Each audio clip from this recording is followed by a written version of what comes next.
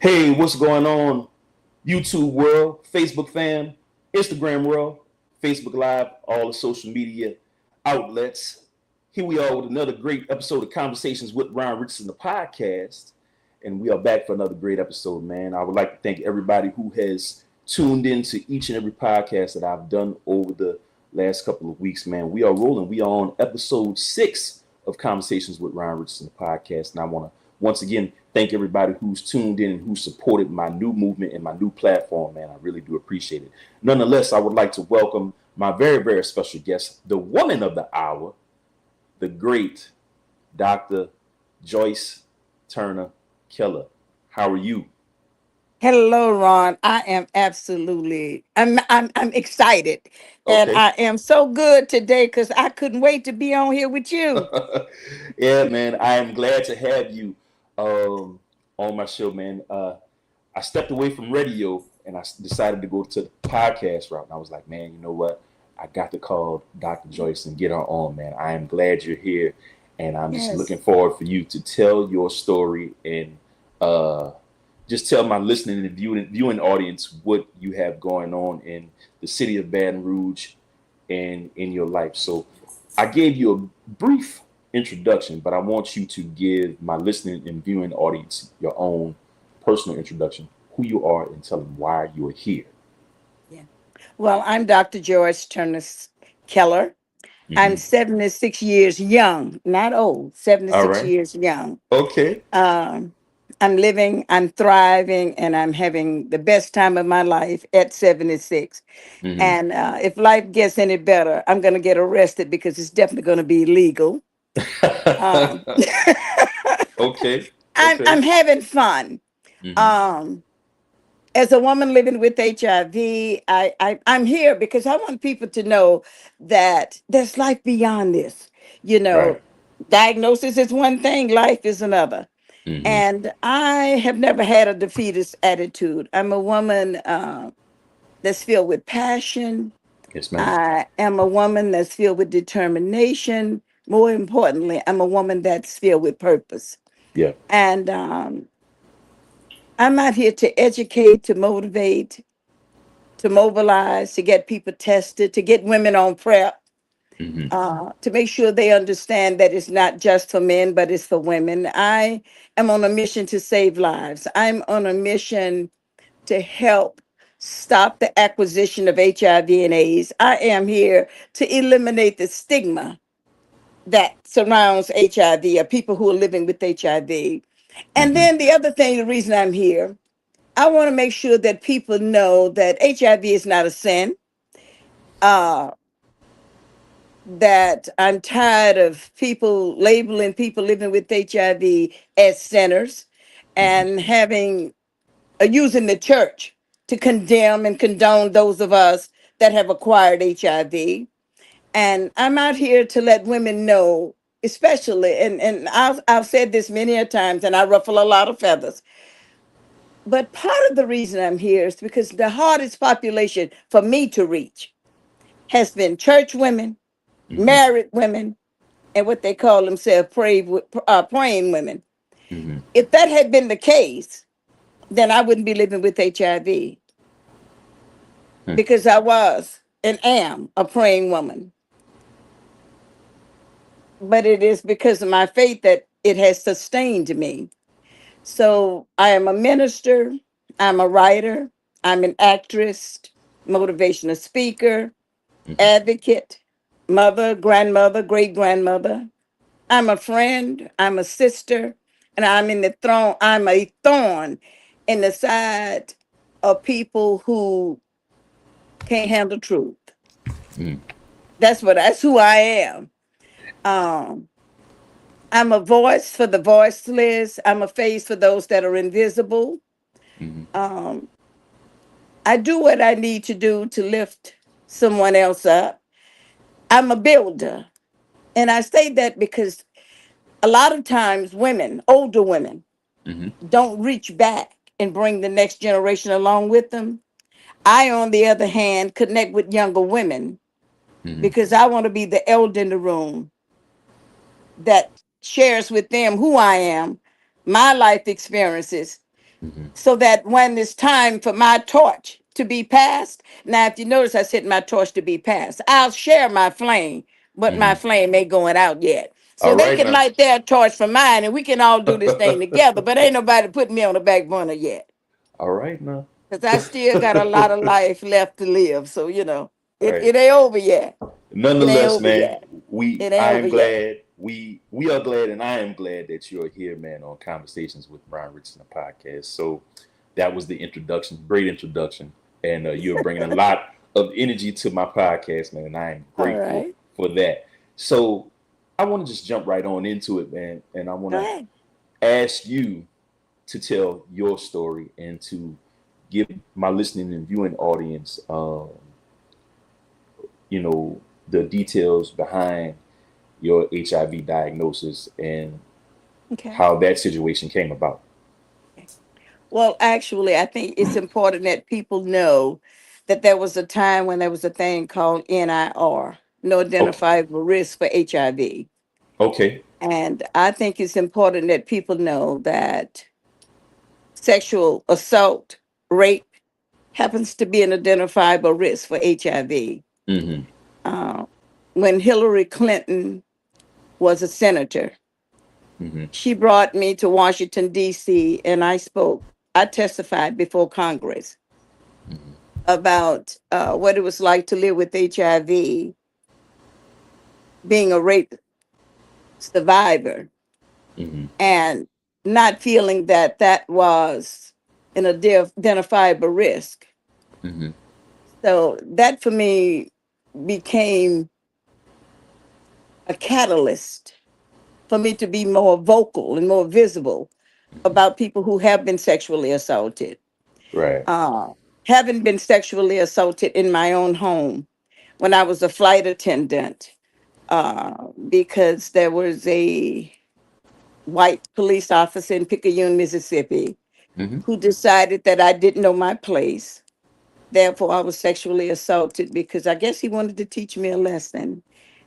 I don't think he ever thought that what happened on that Saturday morning about 5 o'clock would propel me onto the world stage. I don't think he thought that I would not be ashamed of telling my story. So, having been sexually assaulted and to have this man sexually assault me, to walk away with my underwear, but before he left, he said to me that if I told anybody, he wouldn't deny he had sex with me. He would deny that it was rape. And he asked me, who do you think they're going to believe? A white man from Mississippi or a black woman from Baton Rouge? So, Wow. in other words, this man had been stalking me because I was a student at William Carey College. I Mm-hmm. was a flight attendant with Atlantic Airlines. And he said he assaulted me because I'd taken a white woman's job. I wasn't supposed to be a flight attendant. I wasn't supposed to be working in hotel management. Mm-hmm. So, I'll tell people that racial discrimination is real, but I will also tell people don't ever let someone shame you into Mm-hmm. being afraid to tell your side of the story. Mm-hmm. So, from that sexual assault to me receiving my diagnosis, and it's really empowering for you to have me here. And as you said, we talked earlier. We're talking about triggers. I'm not triggered anymore Mm-hmm. because every time I tell my story, I'm healed a little bit more than I was the day before. So being able to honestly speak truth to power, Mm-hmm. I'm good today because a lot of women are ashamed Mm-hmm.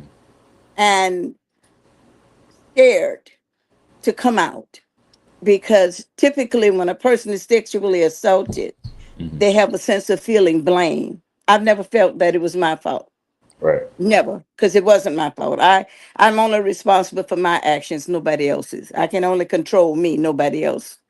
So receiving an AIDS diagnosis, an HIV diagnosis, I had just turned 52. Mm-hmm. I had just had my first art show at Southern University called the Shackle Series. And I was taking care of my grandchildren.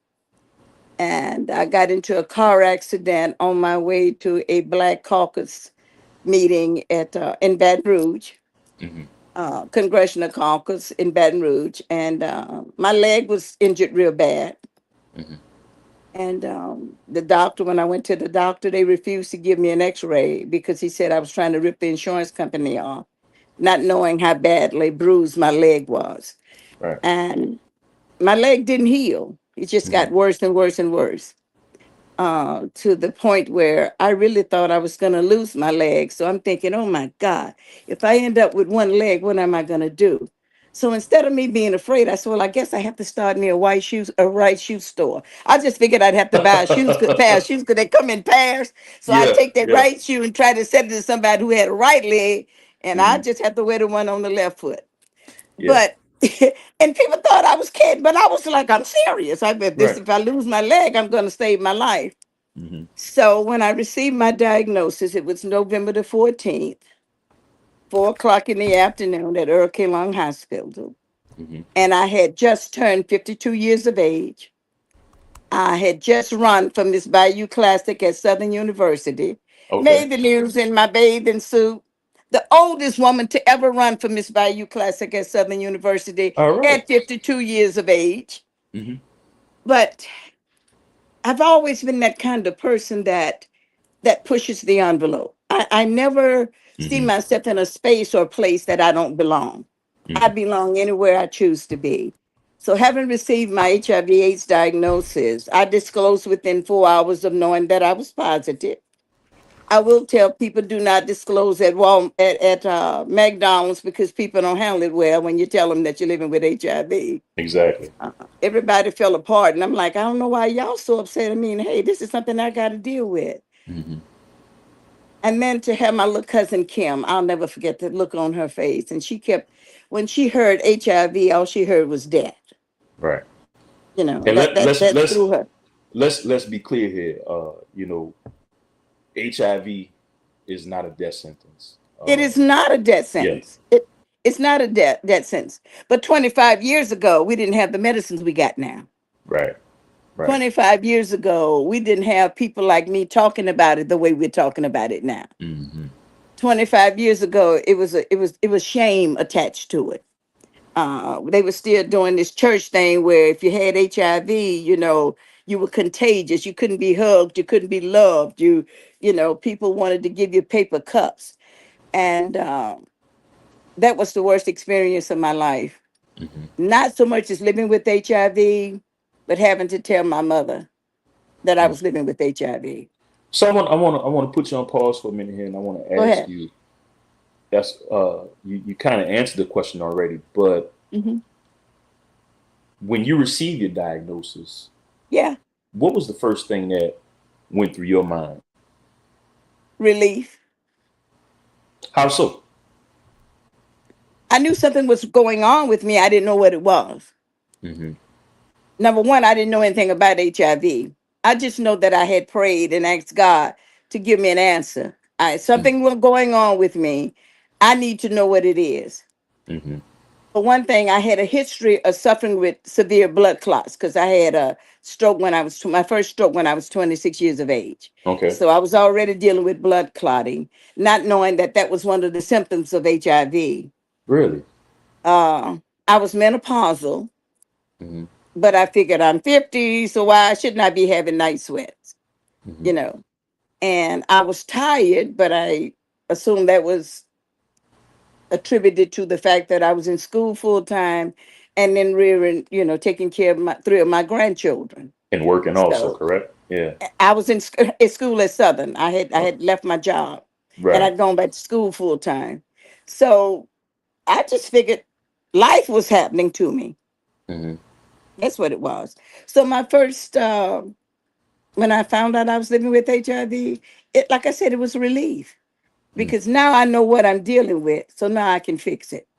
Well, I can say that, you know, of all the stories that I've heard from different guests that I've had on my show, you are the first person when I asked what was your first feeling, or what was, what did you feel when you got first diagnosed? You are the first person that said relief.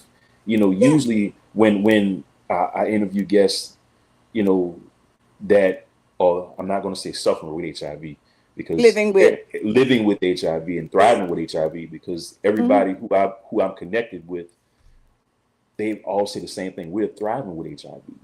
Thriving, And definitely. most people would automatically think that, oh man, that's a death sentence. And I mean, I've had people in past platforms that have been on my past platforms, they've literally just started crying on air. And but you are the first person that said relief, man. So I commend you for having such a good spirit and such a awesome attitude about something as serious as HIV. But see, that's not because of me, but that's because of my faith. You see, Yes, my ma'am. foundation was solid. Hmm. Uh, Being able to stand on level ground spiritually, that Hmm. is what kept me. Um, it was nothing magical about it. It was Hmm. just knowing that God answers prayers. Hmm. And that's what I had gotten. I'd gotten an answer to a prayer.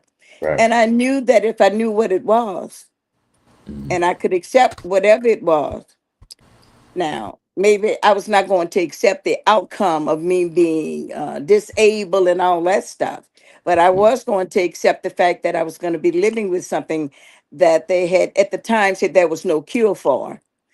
I was going to have to accept the fact that my body was going to change, Hmm. that I was losing my hair.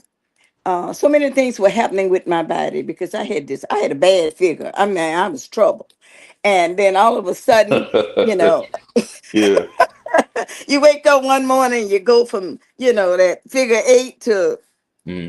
that figure just nothing near me. You done lost your booty, you done lost your hips, and you go in and put on a pair of panties and they don't fit, and you start Right. hollering, "Oh Lord!" I called my doctor. I'm like, "Lord, I need to see you." He's like, Hmm. "What's wrong?" He's like, "What's going on?" I said, "I love my booty." And then I thought about it. I'm like, "What the hell, George? Just buy some drawers that are smaller. You be good. You be gonna be good." Then I thought, "Well, who cares?" You know. Okay. And then I had to decide if I wanted to look good or feel good. Hmm. And I decided I wanted to feel good. So You want to feel good, right? I wanted to live. So it didn't matter whether I could even find any drawers to fit at that point. If I had to, I would have worn the pins. I was good. Hmm. I just wanted to be able to take that next step to living. Right. So what was Yeah. that next step? We talked before the podcast, and we talked, previously leading up to this actual date. So what was that next step for you? Disclosing, Hmm. telling everybody in the world that I knew that I was living with HIV. Uh, the next step for me was making sure other women knew that if it could happen to me, it could happen to anybody. Hmm. Because HIV doesn't ask for a resume. And the other thing is that Black women were not so readily being visible living with HIV, especially a minister, a professional Black woman, a grandmother, Hmm. college student. This is something that nobody was, talking about. Right. So the next step was for me to become an advocate. The next step I took was to attend my first HIV conference in New Orleans. Hmm. I guess less than 30 days after finding out I was living with HIV, Hmm. to writing a letter to the National Minority AIDS Council in Washington, D.C., getting a scholarship to go to Boston and becoming a global advocate, and the rest is history. That was my next step. My next step was becoming the face of HIV. Hmm. I even went and to the Secretary of State's office and legally took the name Positive Diva, you know, Really? because I started a business called Positive Diva Production. That's my other company. Hmm. I did that because I wanted people to know that there was, even though I was living with the positive diagnosis, I also wanted them to know I didn't have to have a negative attitude about it. Right. So my next step was making sure the world knew that I was living with HIV, and Black women needed to know. that they could live with it, thrive with it, and that above any of all things, they deserve love. They had to find some self-love to feel that they were worthy of love. And I thought that I was the person that could do that. And that was my next step. And here we are. You know, the thing about chronic illnesses and disability is that, you know, from my perspective, uh, Mm-hmm. being a man who was born with cerebral palsy, one of Mm-hmm. the hardest things uh, for anyone with a chronic illness or Mm-hmm. disability is self acceptance. True. I've told this story on the radio on my Mm-hmm. past show, and Mm-hmm. I tell it on the podcast. My grandmother passed in 2017, Okay. which was we buried her. We laid her to rest 9 years ago, a couple days ago, Mm-hmm. and a year later, I met a young lady. We were uh, online, you know, just talking as friends, and she had Mm-hmm. cerebral palsy like I do. And you know, Mm-hmm. I'm looking at this woman, and I'm like, man, you know, she's thriving, and you know, she's doing her thing. So you know, we exchange numbers online. We start talking. We're still friends to this day. And Amen. you know, she was like, "What are you waiting on? You know, All right now. you need to tell your story." Right. And I was like, I was working at a radio job, and I was just kind of living my life. And a friend of mine, uh, Jack Harris, who I hold near and dear to me today, we were working on an Mm-hmm. overnight shift. I was an overnight producer uh, at another radio station. And he said, man, you know, who better than you to tell your story Right. and to, you know, speak on what you know best, and that is living with Right. a disability. Nobody Mm-hmm. can tell you, you know, how to do it because only you know that experience. True. And Dr. Joyce, uh, you know, a couple years ago, I fired up my first YouTube channel, which Go is ahead. non-existent, and I started telling, you know, my story. And then Right. when I got deeper and deeper into my radio career, uh, Conversations with Ron Richardson was Mm-hmm. launched, and here I am. I'm talking to people all over the world. When we use the word disability, sometimes I have to think about that Hmm. because nobody can do everything. Right. All of us, some of us are disabled to do some things. Hmm. So, inability, I would say. Hmm. Well, I like to use the term what I'm still Well, learning I to. understand that, but when Yeah. I think about, there are things you, us, Hmm. we are so able Hmm. to do so much more than a lot of people can do. Hmm. And it is because of that label that has been placed on us of Hmm. inability. Those are the things I had to deal with. Yeah. And I only felt guilty once. And like I said, that was when I had to tell my mother I was living with HIV. Yeah. And to have her look at me and say, "You've been sleeping with some nasty man," not knowing the full story Right. of knowing that, because she always was so protective of her daughters, because Hmm. she didn't have any sons. She just Hmm. had 5 daughters. Hmm. With her being so protective of us, she didn't know anything about HIV. And the one thing I felt guilty about was not sharing with her that I'd been sexually assaulted, Right. because I knew she would worry. So I didn't Right. bother telling her. I just told the women in my prayer group that I'd been Mm. sexually assaulted. I shared with the people in my church. So I'm gonna put you on And pause for a second go ahead. before Okay. we continue, and I want you to give your social media handles, but I'm gonna do mine first. So, guys, for everybody listening out there, man, you can follow me on Facebook. Just search for the Ron Rich or Ron Richardson Facebook page. You can also follow me on Instagram. Just search for Ronald_Richardson_Junior on Instagram. I'm also on LinkedIn, TikTok, and Substack. And of course, you know, I'm also on YouTube. So you can follow me and find out everything that's going on with the podcast, everything that I'm doing with activism for the differently able community. and Yes. everything I got going on in my community. Dr. Joyce, give the people your social media handles. Oh, it is. I can be reached at Joyce Turner Keller on Facebook, Mm-hmm. Dr. Kel on Instagram, Positive Diva on Instagram. Mm-hmm. TikTok is Kel underscore doctor. There's a YouTube channel, so Yeah. you can always type in Dr. Joyce Turner Keller, Bishop Joyce Turner Keller, Archbishop Dr. Keller.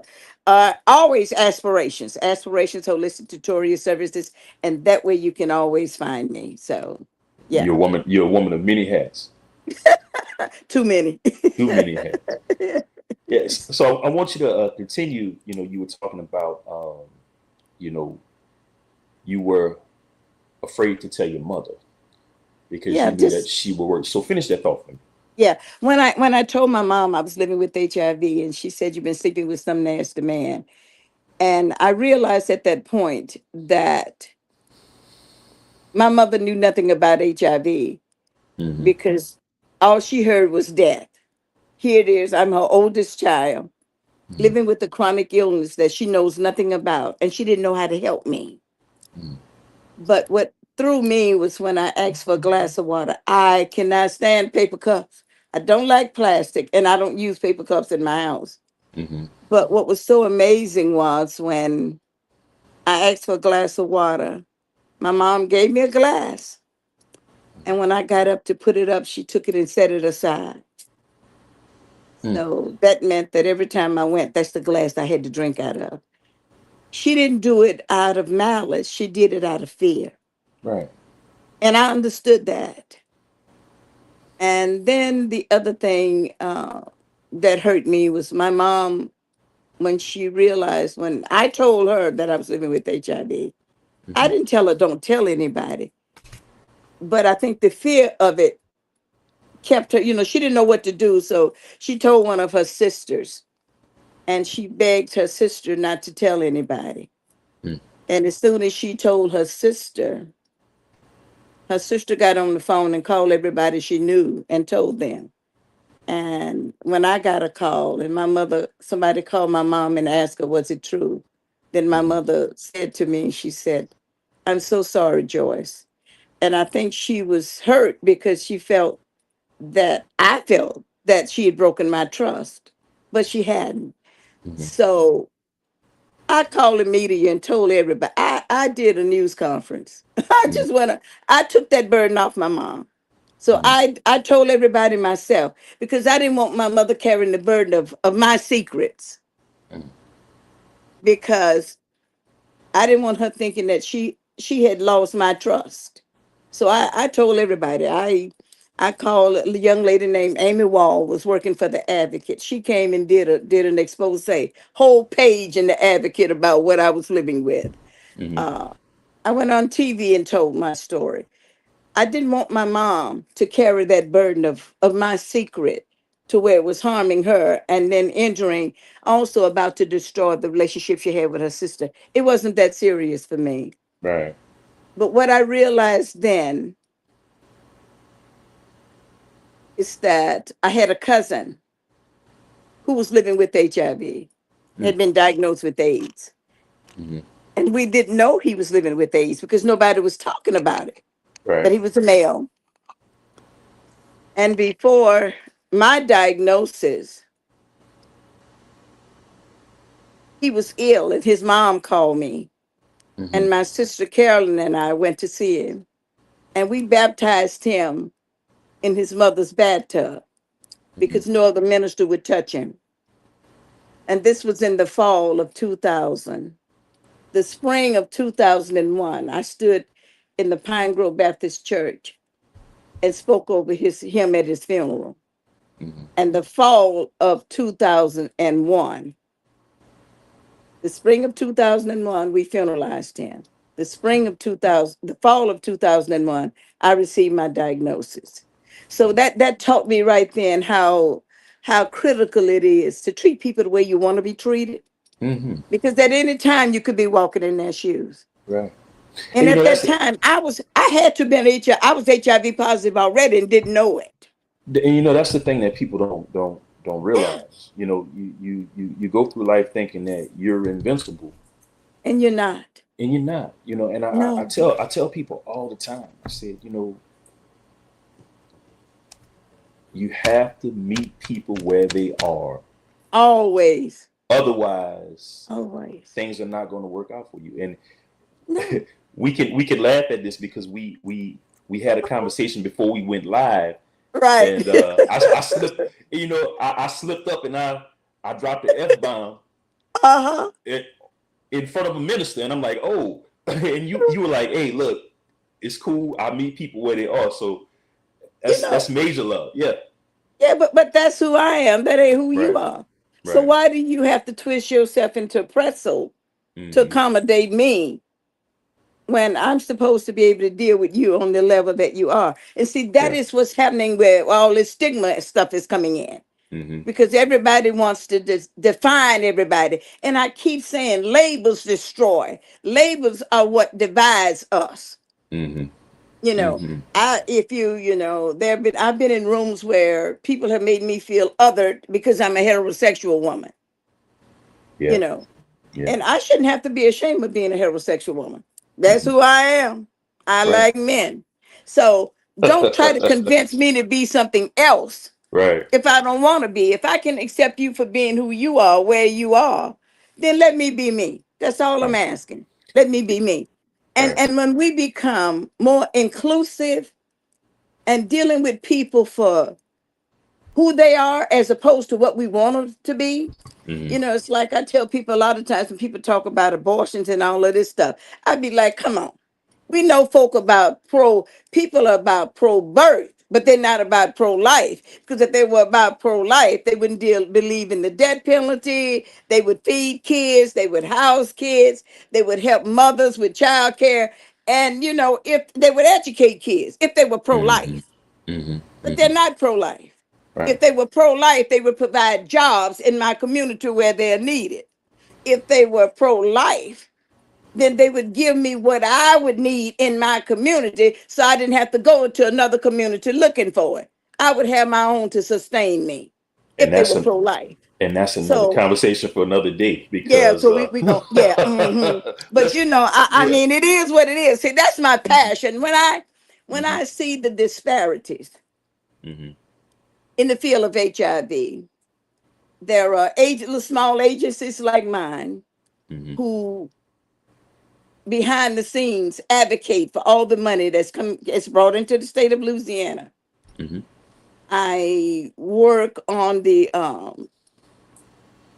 on these commission. I'm a commissioner with the governor's office. I was a part of the task force last year. I'm a commissioner this year. And we do what we need to do. And we advocate for monies. Washington, D.C. We write letters, we call people. I'm a member of the Viral Hepatitis Roundtable, all these things that I'm a part of. Mm-hmm. And when the money comes to the state, it goes somewhere else and I don't get it. But that's okay because I'm able to sustain myself. Between me and God, we're going to always have it. But then people, sometimes you have to do what you do in private. Just be quiet about it. You can be Mm-hmm. more effective that way than you are sometimes being loud. Right. Sometimes silence is your greatest power. Mm. You, my grandmother uh, used to say, "Be more observant." And at 42 years of age, the older I've gotten, I'm starting to pay attention more to what you said. And when you're observant, you can see everything and everybody around you, and you become a good judge of character, and you know who you can let in your space, and you know also who in the hell don't need to be around you. That's for sure. That's for sure. And that's one of the things I have found so empowering where I'm concerned and with me being in the ministry I always talk about alignment and discernment. Mm-hmm. You make sure that your life is aligned with your character, you know. Mm-hmm. And then discernment is going to come. But you have to know that you stand for something so you don't have to get caught up in everything.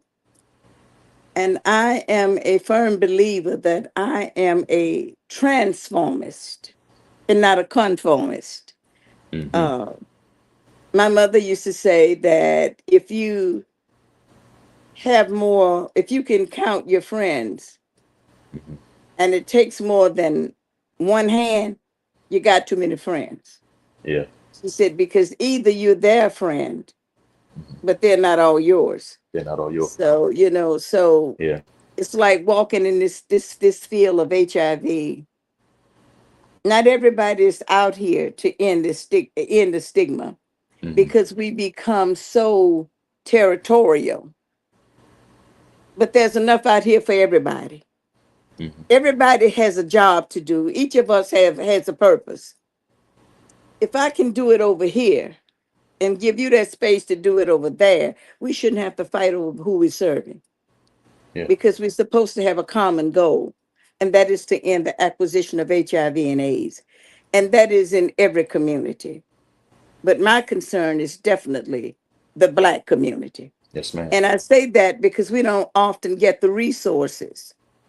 We don't often get the time, the exposure, media exposure. We don't often get that platform that we need to show, like we're doing today, what it's like to live with the HIV, what it's like to talk about HIV, what it's like to thrive with HIV, what it's like to actually be able to make a difference. And what I love most about having been diagnosed with HIV, it's not the worst thing that's happened to me. Believe it or not, sometimes I think it's the best thing that ever happened to me. Because number one, it has propelled me onto the world stage. Mm-hmm. And I say that because God has every life experience. I'm able to take that and turn it into a story, to get on stage and show people what it's like to live with HIV, how it's like to thrive with HIV, and what it's like to be a woman who's been cheated on, you know, to Mm-hmm. try to get that woman to know that when you're doing these, like I've just done an interview with, did some research for Xavier, and in doing some of those doing the questioning, and you'd ask the people, women, have they ever been on prep? No, I'm married, or Mm. I only have one partner. And in the back of my head, I couldn't do it, but I wanted to say, you have one partner, how many partners does he have? Does he or she Better have? have a Right. guy. Correct. Yeah, Yeah. and then if it's a man, how many partners does she have? And I tell people all the time, some people are married at home, but they're not married in the street, you Mm. know. Look, you dropping gems this afternoon. You you understand that? know Yeah. that is what it is. And I tell women, it was okay for us to take birth control pills Mm-hmm. because we didn't want to get pregnant, you know. Right. But it's shameful to go to a pharmacist, to go to your doctor and ask your gynecologist to write you a prescription for female condoms. Mm-hmm. Why not? Your insurance company will pay for it. Why not ask for a prescription for PrEP? How do you know you're not going to end up somewhere? Just if I'd been on PrEP the morning I was jogging, Mm-hmm. if I'd been on PrEP, I would not have acquired HIV.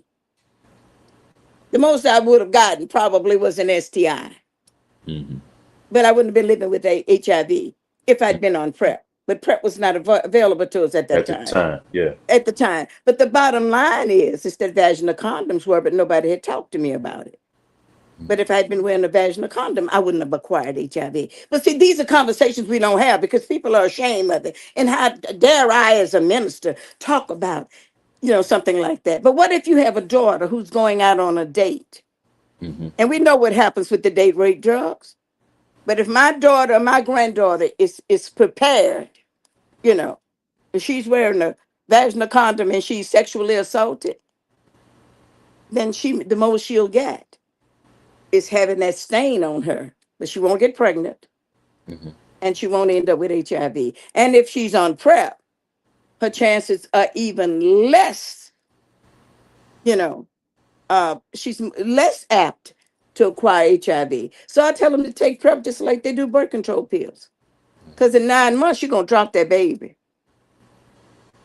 But HIV lives with you for life. For I life. mean, it's something I look at every morning and I be like, HIV, you got to get over here today because, see, I'm busy. You know, you, I got Got to something to keep do. it So moving, huh? Yeah. any side effects that you're trying to give me today, I have to deal with you when my day is over. Because right now, hey, I got to make something happen. And that's how Right. I deal with it. And people need to Hmm.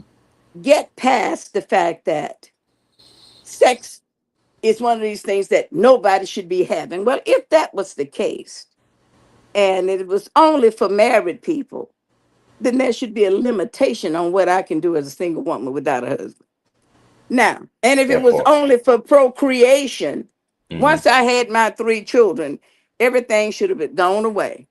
But I tell people all the time, and this is something critical I think a lot of women need to hear, Hmm. is that just because you become saved, God does not take away your sensuality, your sexuality, just because He gives you spirituality. And people have got to learn to compartmentalize their lives and learn to just live and live with less judgment. Just stop judging folk. Just do you. Right. Leave other folk alone. Stop judging people. And if you Right. do that, we can eliminate some of the stigma that's attached to HIV. We can get people to go and get tested for HIV. If we Hmm. stop shaming people, if we change some of these laws here in the state of Louisiana around the criminalization of HIV, and when people, if you know your status, you get the test, you risk arrest because people want to charge you. It's like I just did the thing called I stand accused. I just did Hmm. the story, right? Hmm. Because oftentimes I am potentially apt to be accused at any given time. I can be criminalized when I walk out of my house because somebody says I may have attempted to expose them intentionally to HIV. To touch on that for a minute, Tamasha Davenport, good friend of mine and regular guest on Yeah, that's my conversations with Ron buddy. Richardson. Yeah, she, basically said when we met the last time that a person, you could actually just go out on a date with a person.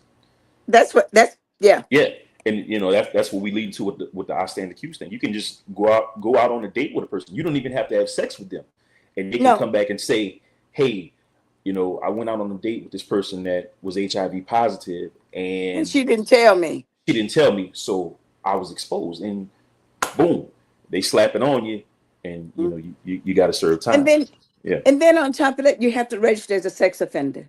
Yes. Yes. And when you register as a sex offender, the first thing that comes in a person's mind is that you had to have abused a child. Yes. It has nothing to do with children. It just happens to be a law that is stigmatizing and criminalizing people for living with HIV. It's another weapon to whip us with. Hmm. All It's right. So I another want to. stick I that we want to. have to limp with. I want to switch gears here, and Okay. we've touched on your story, and it's a great Mhm. story. And as we've said throughout this interview, uh, you're a woman of many. We wear many hats. So tell us about this movie that you're working on. Oh, beyond the diagnosis. Yes. Yes. Okay, that one, oh my God, that one is powerful. It's three women, Hmm. and it's being produced by Arconics Media, Arconics Entertainment.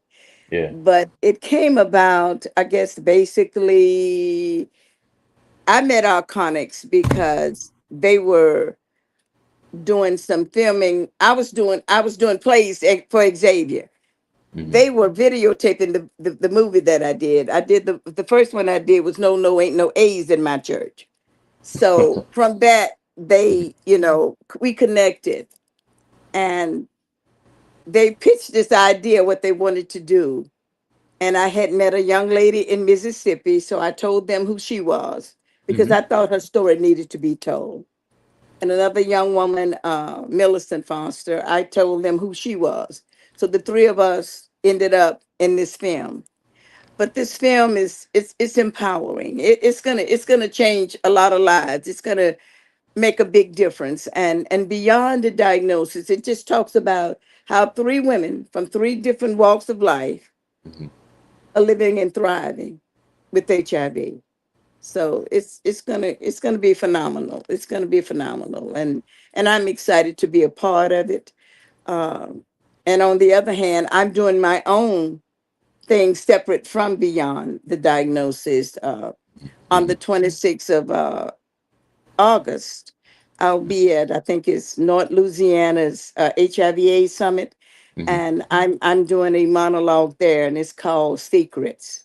So All right. I'm still out here doing my own thing as the Yeah. positive diva, and I use that to educate, to teach people, to help people become more engaged, and to actually see see themselves, Mhm. in situations. I did another play called "When a Kitten Comes for a Cougar," and that's how these younger women want to come at older women like me who may be a cougar. I'm just saying, and how they're not. How they're not able to handle, a seasoned woman being, it's not that I'm not in competition with them. Evidently, they're in competition with me. But anyway, Hey. so Uh-huh. so these are the kinds of things we do. And then to have women actually see themselves instead of being mad at that woman, you need to chastise that man, and you need to ask him if he's leaving a 40-year-old woman coming to a 70-year-old woman. Don't be mad with me. You need to talk to me and take lessons instead of being mad. You need to find out what I'm doing that you ain't doing. I'm So just saying. I'm gonna ask you something. You say you're just Y- saying. So I'm Yeah, gonna get a little personal here with you. go Is ahead. there a is there a much younger man out there that's got his eye on you? Of course, they better have. I'd be offended if it wasn't happening. Yeah, All right. it absolutely is. Well, before we Yes, close, man, yes, I just want to thank you for being very transparent with me. It's been a great conversation, and yes. I want to wish you all the best on everything that you have going on. Tell us when the movie is going to come out. I don't know yet, but it'll be Okay. posted. Okay. It'll be All right. posted. All right. That has the Arconics Entertainment. I'll have to refer Yeah. you to them for those particular dates. Yeah. But Shouts it's out to it's Mr. Raphael too, because he contacted me yes, yesterday. He Mr. said, "Yeah, Raphael Cherry. When I yeah, tell you he made us look good, he made us uh-huh. look good. He Okay, represented. That's all I can tell you. all right." But Dr. Joyce, man, all the best to you in your future endeavors, man. And I would love to have you back on my show again to Just talk tell me about when. everything that is going on with you, the new movie, and everything that you're doing in the community of Baton Rouge. And shouts out to my uh, people in Baton Rouge. Y'all know who y'all, man. I can't shout out everybody, and you know a couple of them too. But Yes. the Baton Rouge community, man, was major and still is major in putting my name out there and All keeping right. my stuff going. So I want to thank you. And you are now officially a part of the Conversations with Ron Richardson And podcast family. I So thank you. love it. I love it. Thank you. And you stuck with me for right now, so you may as well forget it. Because Oh, I adopt people, I keep them. I don't let nobody go once they're in here. it's all good, man. It's all good. All the best to you. In closing, anything you want to say to my listening and viewing audience? Yes, I'd love to have everybody know that it's easy to connect with me. If you need, I Hmm. do a lot of spiritual counseling because I also have a church, you all, and it's fun too. So you can Hmm. reach me at 225-288-8161. And on Hmm. Monday, Wednesday, and Fridays, we have a prayer service. And that number is 559-671-2811. And all you have to do is dial one number. That's 7 o'clock p.m. Central Standard Time on Monday, Hmm. Wednesday, and Friday. Join us, and I tell you, you won't be disappointed. All right, man. This has been another great episode of Conversations with Ron Richardson podcast. Remember, guys, you can follow me on Facebook. Just search for the Ron Rich or Ron Richardson Facebook page. You can also find me on Instagram, Ronald_Richardson_Jr. on Instagram. Email me, RichardsonRonald024 at gmail.com. RichardsonRonald024 at gmail.com. If you guys want to jump on the podcast and join in on the conversation. Dr. Joyce, you know what? I'm gonna call you Mama Joyce. I can handle that. And you know what? It's my grandmother's name was Joyce. Is Oh, well, Joyce. Yes. So I'm honored. yeah. I'm honored. But thank you once again, man. And I really appreciate it. And to all my listening and viewing audience out there, man, we got more coming up on Conversations with Ron Richardson, the podcast. On Saturday, I'll be back in the same spot interviewing another great guest, man. And on that show, we're going to be talking about how important it is for us to get life insurance. So, but thank you guys nonetheless. Remember, healing and recovery start with you. This has been Conversations with Ron Richardson. Peace.